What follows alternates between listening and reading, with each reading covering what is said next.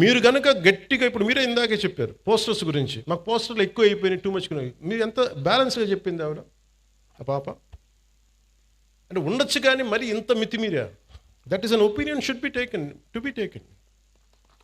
అది ఏమవుద్ది ఇలా ఇంటరాక్షన్ వల్ల? నా చుట్టుపక్కల ఉన్న రాజకీయ నాయకులు కూడా అర్థమవుద్ది, ఎమ్మెల్యేస్కి ఎంపీలకి అందరికీ అర్థమవుతుంది మనం ఎక్కువ చేయకూడదు. కానీ ఒక కులానికి ఓటింగ్ ప్యాటర్న్ ఉంటుంది, కానీ సివిల్ రైట్స్కి ఓటింగ్ ప్యాటర్న్ ఉండదు. Why don't you become a part of that kind of team? మీ ప్రాథమిక హక్కులు కానీ మీ ఫండమెంటల్ రైట్స్ కానీ ఉల్లంఘన అంటే ఇలాంటి ప్రభుత్వాలు మేము ఎన్నుకోం. You can say it loud. ప్రజలు మారుతారు, పాలకులు మారుతారు.